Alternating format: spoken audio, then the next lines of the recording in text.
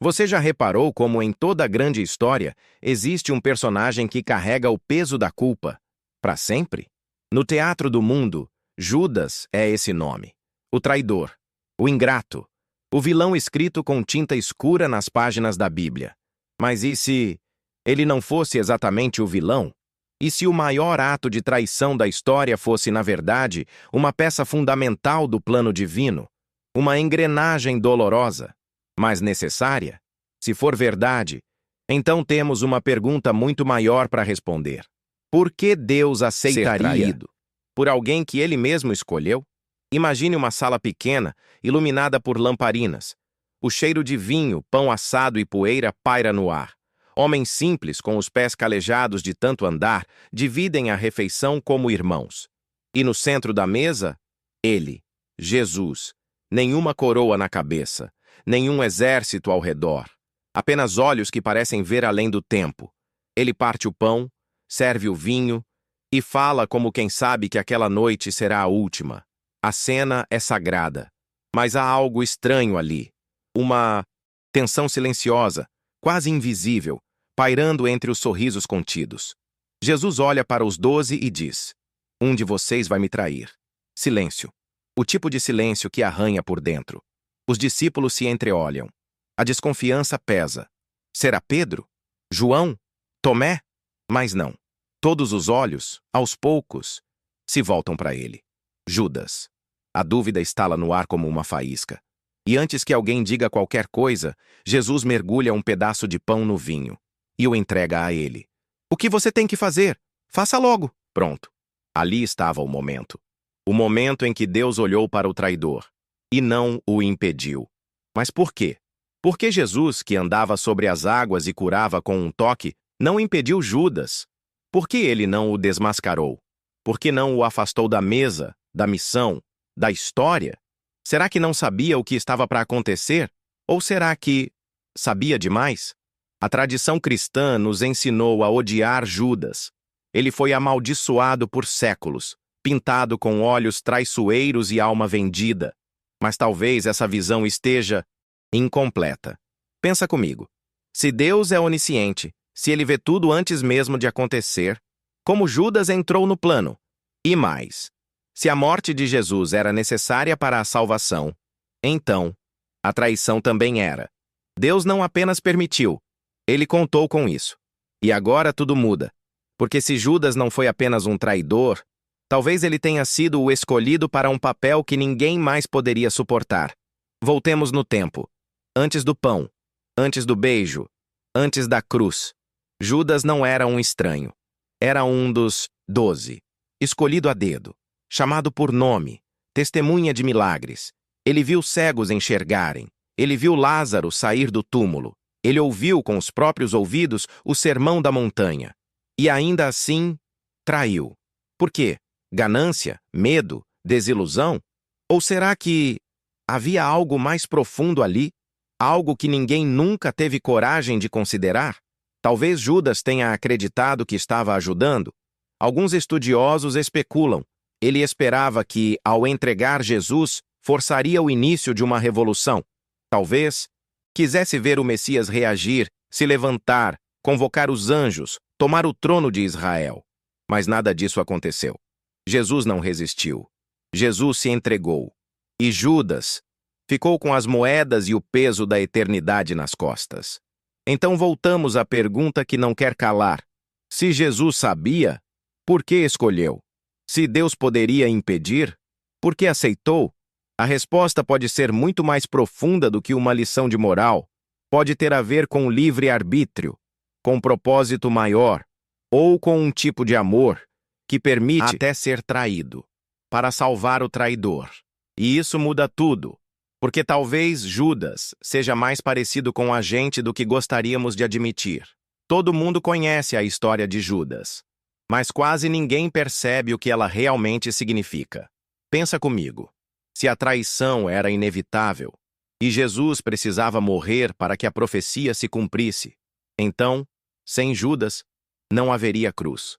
E sem cruz, não haveria salvação. O que isso faz com a figura do traidor? Como se chama alguém que entrega o Filho de Deus, mas, ao fazer isso? Possibilita a redenção de toda a humanidade? Será que chamamos de inimigo ou de instrumento?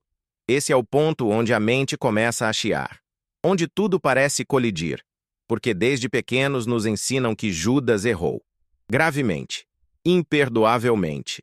Mas, e se não foi tão simples assim? E se não foi só uma queda, mas uma função? Você já parou para pensar que o próprio Antigo Testamento já previa esse momento? No Salmo 41, Davi escreve: Até o meu melhor amigo em quem eu confiava, que partilhava do meu pão, voltou-se contra mim. Séculos antes de Judas nascer, a traição já estava escrita. Profecia, coincidência, destino, talvez todas ao mesmo tempo. Agora olha só isso. Jesus nunca tentou fugir. Ele foi até Jerusalém sabendo o que o esperava. Ele sabia que a morte estava logo ali. E ainda assim, continuou andando. Mas ele não se entregou aos soldados. Ele se entregou a Judas. Pensa no peso disso.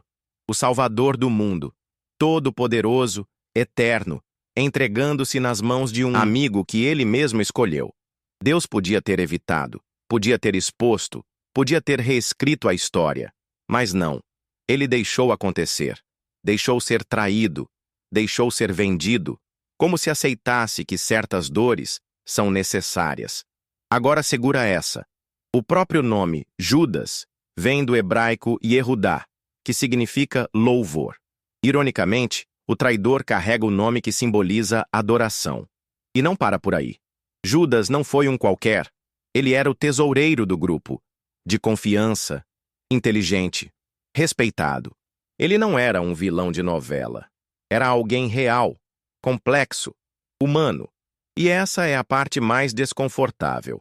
Quanto mais entendemos quem foi Judas, mais nos parecemos com ele. Quantas vezes você já sabia o que era certo e fez o oposto? Quantas vezes trocou a verdade por conveniência? Quantas vezes traiu aquilo em que dizia acreditar? Quantas vezes você foi Judas? Essa é a pergunta que ninguém gosta de ouvir, porque ela desmonta o conforto. Ela revela o espelho por trás da história. Talvez por isso, tenhamos pintado Judas com tanta raiva, para manter distância, para não ver demais de nós mesmos nele. Mas se ele foi tão humano quanto qualquer um de nós, será que o erro dele foi mesmo mais grave? Ou foi apenas mais visível? Na próxima parte, vamos virar a chave. E se a maior tragédia de Judas não foi ter traído, mas ter acreditado que depois disso não havia mais retorno? E se no fim das contas, Judas não foi o vilão, mas sim o primeiro mártir da culpa? Imagine isso. Você faz algo terrível, algo que jamais imaginou ser capaz de fazer. E quando se dá conta, já é tarde. O arrependimento vem como um soco. A culpa é um incêndio por dentro. Você quer voltar no tempo, apagar o erro, reescrever a cena, mas tudo o que resta é o silêncio. Foi assim com Judas. A narrativa costuma parar no beijo, na entrega, nas 30 moedas. Mas ela continua. Logo depois da traição, Judas tenta devolver o dinheiro. Ele vai até os sacerdotes e diz: Eu pequei, traí sangue inocente. Mas eles apenas olham e dizem: O problema é seu. O problema é seu. Palavras simples, mas que explodem como uma sentença. Judas sai dali e se enforca, sozinho, em desespero, em silêncio. Não há julgamento, não há misericórdia, não há recomeço.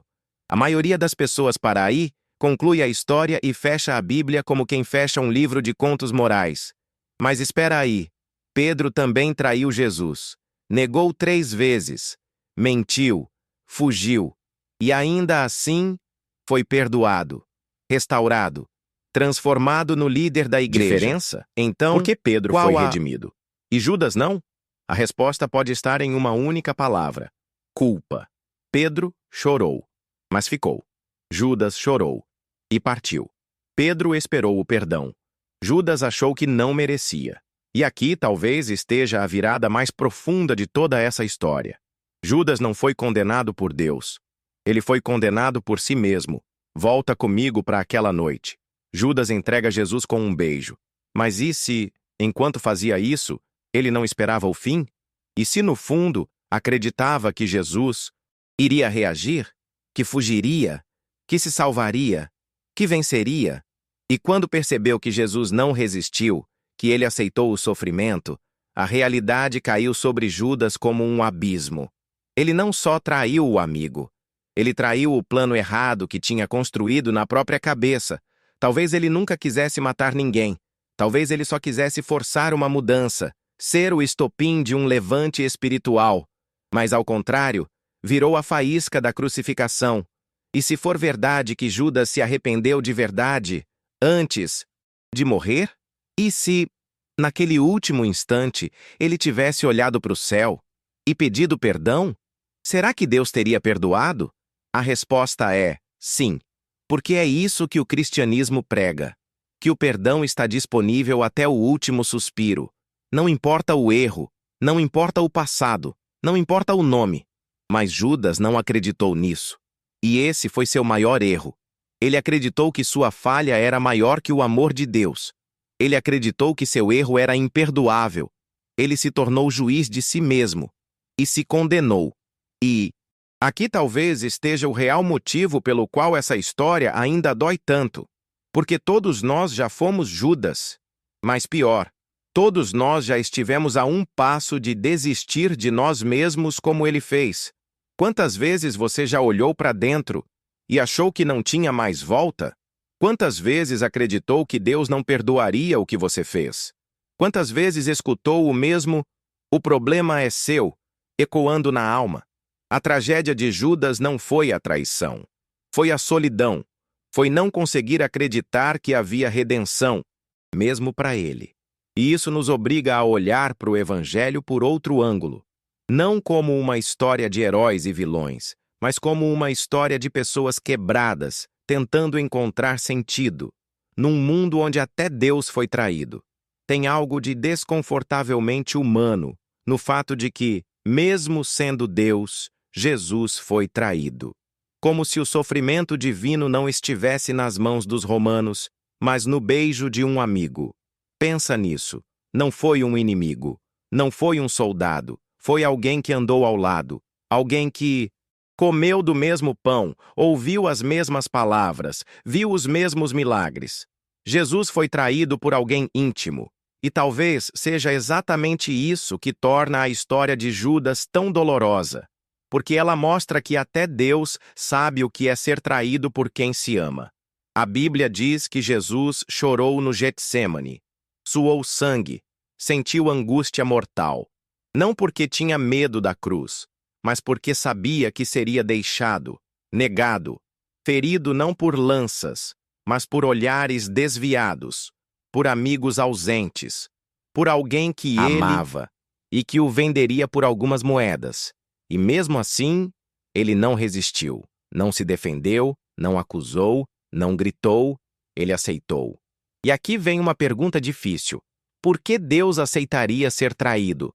A resposta pode estar em algo que a maioria de nós foge de admitir. O amor verdadeiro não é a prova de dor. Ele é, muitas vezes, construído através dela. Jesus aceitou a traição porque sabia que o amor só é completo quando é maior que a decepção. Ele sabia que, para redimir o mundo, teria que absorver a dor do mundo. Não apenas a dor física, mas a dor moral, a dor emocional, a dor de ser traído, negado, esquecido, a dor de ser humano. E se for verdade, se Deus permitiu tudo isso para mostrar que compreende nossas feridas, então a história de Judas ganha outra cor. Não como uma nota trágica numa sinfonia de salvação, mas como um lembrete sombrio de que todos nós temos um limite, e que até quem anda com Deus pode se perder dentro de si.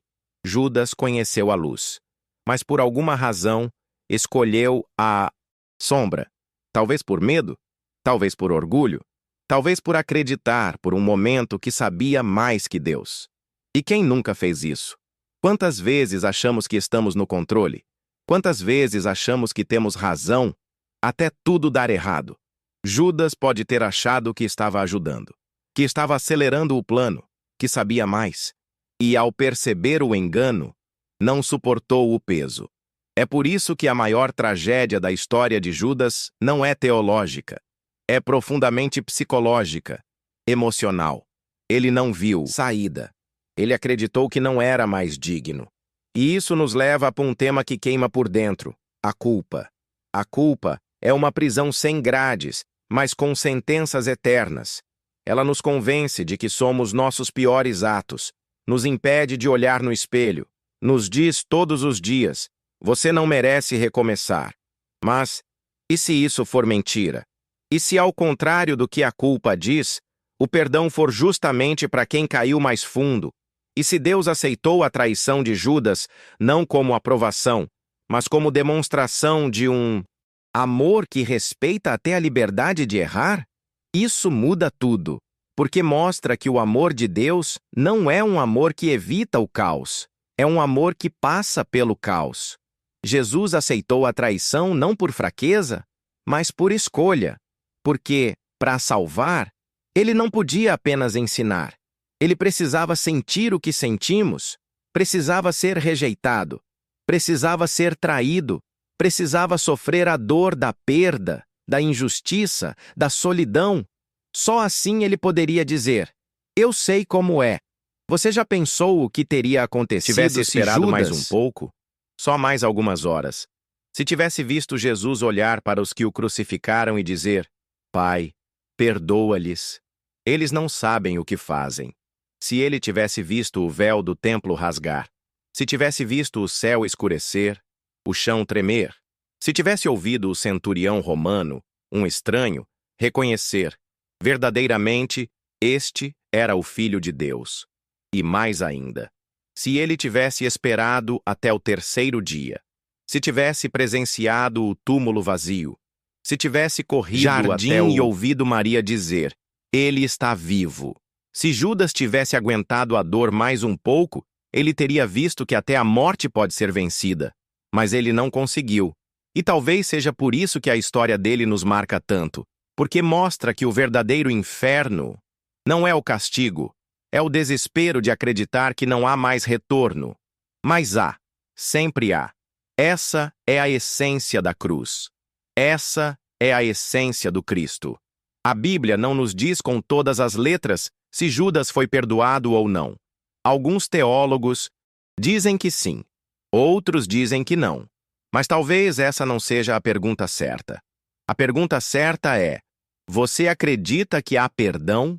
Até mesmo para Judas? Porque se a resposta for sim, então há perdão para você também. Para o seu erro escondido, para o seu desvio de rota, para a sua traição silenciosa, para o seu momento de fraqueza que ninguém viu. Se Judas, o traidor do Filho de Deus, ainda podia ter sido alcançado, então quem, nesse mundo, está realmente fora do alcance do amor? Talvez seja por isso que Jesus não o impediu. Porque sabia que o amor real não se impõe. Ele se oferece, mesmo sabendo que pode ser rejeitado, mesmo sabendo que pode ser vendido por 30 moedas. E mesmo assim, continua amando. Porque o amor verdadeiro é esse, aquele que não se desespera com a traição, porque sabe que a redenção sempre tem a última palavra. Então, da próxima vez que você se sentir longe demais, sujo demais, quebrado demais, lembre de Judas, lembre do beijo, lembre do pão molhado entregue com as próprias mãos do Cristo. Lembre que até a traição mais dolorosa já foi escrita dentro de um plano maior e que até o traidor foi amado, porque o maior milagre da fé não foi Jesus ter ressuscitado, foi ele ter amado até o fim.